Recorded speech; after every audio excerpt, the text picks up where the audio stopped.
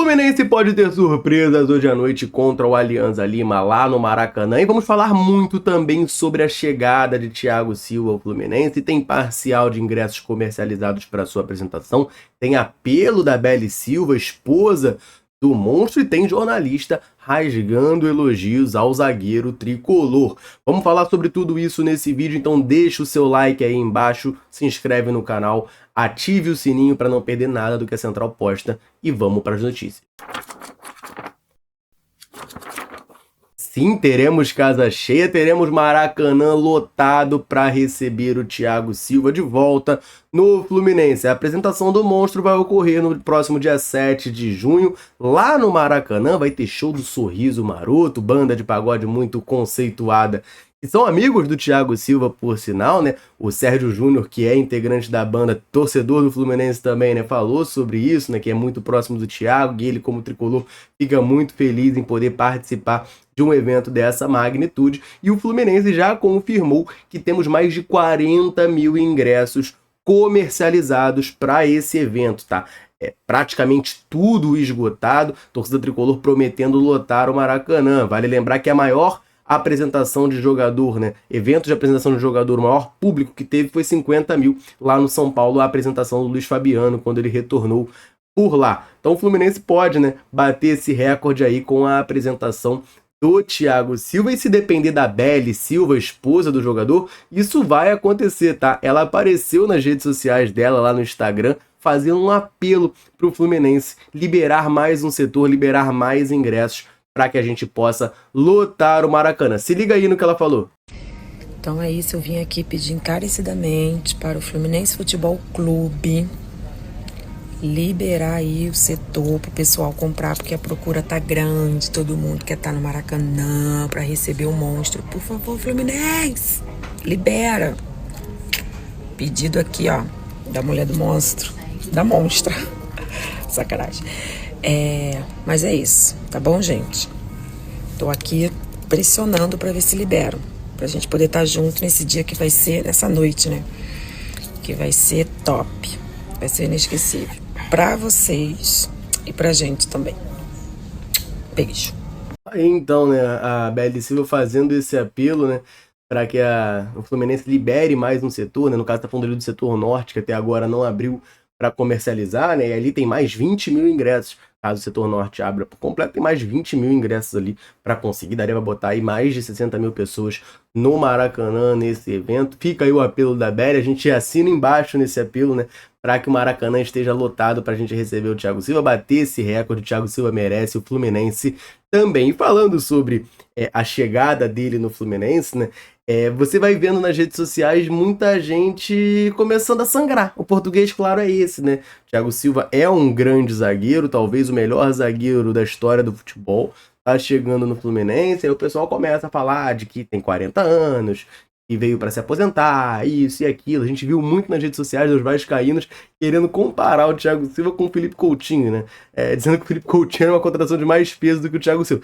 Brincadeira um negócio desse, né? Enquanto o Thiago Silva estava jogando em alto nível lá na Premier League, o Coutinho estava escondido na Liga do Catar. Tem anos aí que eu não ouço falar do Coutinho jogando em alto nível, né? Mas enfim, estavam querendo comparar e muita gente querendo minimizar, né, o tamanho do Thiago Silva no futebol e o tamanho dessa contratação por parte do Fluminense. O Leonardo Bertozzi, jornalista da ESPN, falou sobre o assunto de maneira muito sucinta e olha, eu assino embaixo em tudo que ele disse. Se liga aí. A pessoa que discute o Thiago Silva, ela não assistiu futebol nos últimos 10, 15 anos. Não assistiu, assistiu outra coisa. Mas que acontece muito também. É bom a gente lembrar disso, né? E aí a gente ouve não assistiu, não. Viu? Ela viu outro esporte, se for. Futebol não viu. Porque o Thiago Silva é um dos principais zagueiros da sua geração e o mundo inteiro que acompanha o futebol sabe disso. Né? Ele jogou bem em todos os níveis. Inclusive nas duas últimas Copas do Mundo. Aí então o Leonardo Bertozzi falando, né, saindo em defesa do Thiago Silva, lembrando, né, que nas duas últimas Copas do Mundo o Thiago Silva foi muito bem. Em 2022 ele inclusive foi o melhor jogador do Brasil. 2022, foi ontem, né? E ele foi o melhor jogador do Brasil nessa Copa do Mundo. É um cara que, se você olhar, ele já sai do Fluminense em 2008, né, no final de 2008, sendo um dos melhores zagueiros do mundo. Claro que a opinião pública sentia que ele precisava jogar na Europa para comprovar, mas a gente já sabe que ele mesmo jogando aqui no Brasil era um dos melhores zagueiros do mundo. Foi pro Milan virou ídolo, né? Muito marcado por lá, a torcida do Milan ama ele. De lá foi pro PSG. Aí a questão da decisão, né? É muito difícil você falar, você se colocar no lugar do cara, mas talvez se o Thiago Silva tivesse ido para outro time que não o PSG, teve até rumor de Real Madrid, Barcelona nessa época, talvez ele fosse menos questionado, vamos botar assim, não que ele seja questionado, né? Mas seria mais valorizado do que ele de fato tem sido. Por mais que ele mereça muito, né? Mas jogou muita bola no PSG, marcou a época lá também, ganhou, enfim, uma infinidade de títulos, e no Chelsea conseguiu ser campeão da Champions, né? Algo que era a segunda Champions League da história do Chelsea, mas quando ele chega no Chelsea, ninguém cotava muito o Chelsea como um possível campeão da Champions, e ele conseguiu isso, né? Foi campeão da Champions lá com a equipe londrina, e agora tá de volta ao Fluminense. Se Deus quiser, para ganhar uma Libertadores, ganhar um Mundial, quem sabe, né? Tem muita história ainda para formar aqui no Fluminense. Eu tô fechadaço com o Bertozzi, tá?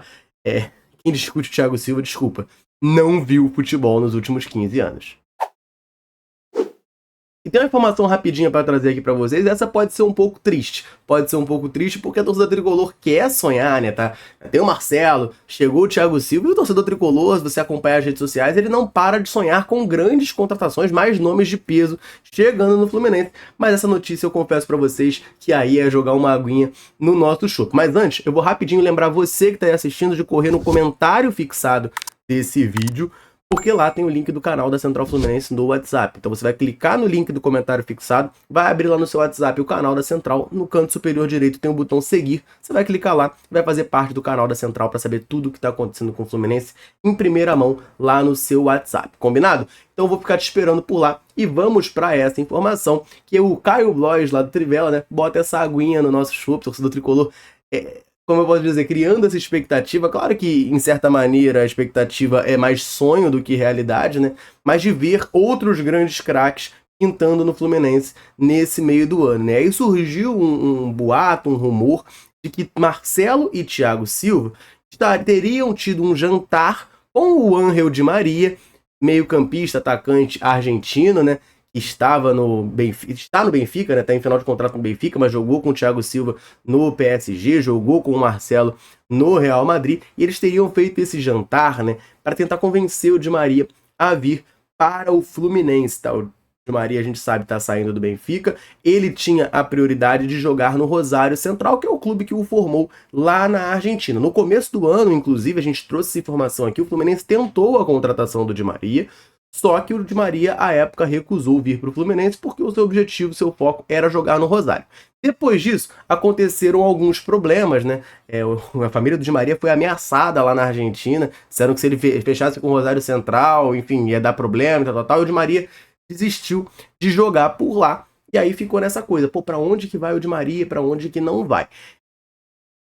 No momento, o maior rumor do futuro do Di Maria é que ele vá para a MLS, tá? Ele vai jogar no Inter Miami, que é o time do Messi lá nos Estados Unidos. Parece, inclusive, que conseguiram dar garantias de segurança para ele na Argentina, então ele iria por 6 meses para o Rosário e depois jogaria no Inter Miami na MLS. A parte que nos importa, que nos interessa, é se tem alguma chance do Fluminense de fato trazer o Di Maria. É verdade esse jantar? Não é? Então, o Caio Blois traz a informação pra gente. Ele diz que não sabe se o jantar ocorreu ou não ocorreu, mas caso tenha ocorrido, o assunto não foi trazer o Di Maria pro Fluminense. De acordo com o jornalista, não existe nenhuma negociação em curso pro Fluminense contratar o astro argentino. Então, Di Maria no Fluminense, pelo menos por enquanto, de acordo com o Caio Blois, não existe nenhuma negociação, né? Recebo essa notícia com muita tristeza, porque o Di Maria eu acho um cracaço. E aí, cara, o caso do Di Maria é a mesma coisa que eu falava do Thiago Silva. O caso do Di Maria, eu não quero saber se ele tem 35, 40, 50, 70 anos. Ele é um cara que joga muita bola e ainda hoje joga muita bola.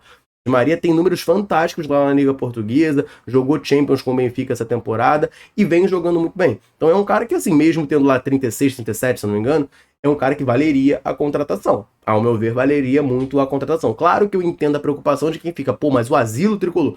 Beleza, eu entendo, mas quando você tá falando do Di Maria, do Thiago Silva, é outro nível de jogador. Esse nível de jogador eu acho que vale a pena mesmo sendo velho. Infelizmente, de acordo com o Caio Blois, não existe nesse momento negociações do Fluminense para contratá-lo.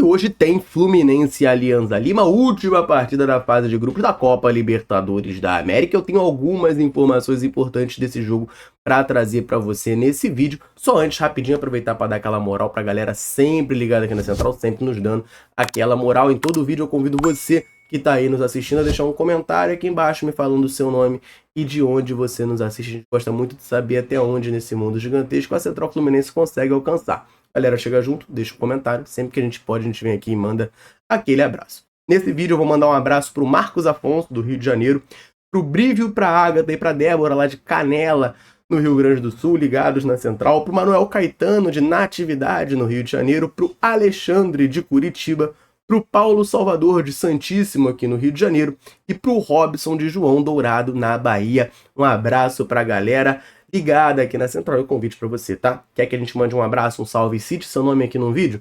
Deixa um comentário falando o seu nome e de onde você nos assiste. Combinado? Então vamos falar um pouquinho da partida de hoje entre Fluminense e Alianza Lima, porque nós temos duas informações referentes à possível escalação do Fluminense para esse jogo, tá? O GE traz pra gente uma provável escalação, vamos dizer que mais conservadora, né? É o time que vem atuando ultimamente do Fluminense com o retorno do Marquinhos no lugar do Guga, né? Teria o Fábio no gol, o Marquinhos na lateral direita, a zaga formada pelo Martinelli com o Felipe Melo e o Marcelo lá na esquerda. No meio campo, o Alexander e o Lima, Ganso, e lá na frente, Keno, Arias e Cano, né? Time mais... Não vou dizer que é o time tradicional, porque você tem o Martinelli na zaga, você tem o Marquinhos de lateral direito, você tem algumas novidades, assim, mas algumas coisas que o Fernando Diniz faz, né? Mas que não diria de time tradicional, mas é um time parecido com um dos últimos jogos do Fluminense, né? O Alexander continuando jogando no meio campo, né? Ele depois que retornou vem jogando bem, vem conseguindo ter seu espaço, o Lima tá sempre ali, né? O Fernando Diniz adora ele, tá sempre jogando, Martinelli recuando para jogar na zaga ao lado do Felipe Melo e o Marquinhos ali no lugar do Guga, né? Para dar essa profundidade na lateral direita. Essa é a informação do GE. Mas o jornalista José Ilan traz uma informação diferente, tá? Segundo ele, John Kennedy e Marlon treinaram no time titular do Fluminense ontem e devem ser titulares nessa partida, tendo, portanto, uma provável formação num 4-2-4, tá? Segundo José Ilan, o Marlon treinou como titular a atividade inteira e a dupla de zaga dele alternou entre Felipe Melo e Martinelli, né? O Diniz testou as duas opções. O John Kennedy jogaria lá na frente ao lado do Germancano, não é botando o Germancano no banco, era ao lado do Germancano, portanto, um 4-2-4, né? Com o Fábio no gol, o Marquinhos na direita, a zaga com o Marlon e aí Martinelli ou Felipe Melo e o Marcelo na esquerda, no meio campo. Aí depende, se o Martinelli jogar na zaga, ele não vai jogar no meio, obviamente, mas pode jogar no meio campo, aí tem o Alexander e o Lima ali brigando pela outra posição, e o Paulo Henrique Ganso, né? Formando esses dois meio campistas. E aí você tem Arias de um lado, Keno do outro, John Kennedy e Germancano. Seria uma formação muito ousada do Fernando Diniz, né? Muito para frente, você botar um 4-2-4 com um lateral direito que é um atacante. Você tem lá seus dois atacantes, seus dois pontas. No meio campo você tem um volante e um meia que é o Paulo Henrique Ganso. E na zaga você pode botar um volante recuado ao lado de um zagueiro. Cara, é uma formação bem ousada do Fernando Diniz, claro. Esse jogo contra o Alianza, o Fluminense já está classificado em primeiro. É um adversário que a tendência é que ele venha para se defender, né? Não venha agredir e atacar tanto o Fluminense. Então é um jogo que possibilita mesmo que o Fluminense vá para cima, né? Jogando em casa, estádio cheio e tal, possa botar uma formação mais ofensiva. Mas eu acho um pouquinho kamikaze, né? Eu acho um pouquinho kamikaze. Nesse caso eu sou um pouco mais conservador, ficaria um pouco ressabiado com essa escalação do Fernando Diniz. Vamos ver, né? Vamos aguardar. Uma hora antes do jogo a gente vai ter a confirmação da escalação oficial do Fluminense e a gente vai ver como é que vai se desenrolar nessa partida para o Fluminense poder, né, se colocar cada vez melhor no ranking de primeiros colocados da Copa Libertadores e ter, né, vantagens no mata-mata. Beleza, galera? Eu quero saber, claro, a sua opinião. Você acha que o Diniz seria kamikaze a esse ponto de botar Marlon e John Kennedy no time titular e abrir o Fluminense num 4-2-4? Você faria isso? Deixe seu comentário aqui embaixo pra gente trocar aquela ideia, combinado? Eu vou ficando por aqui. Um abraço a todas as tricolores.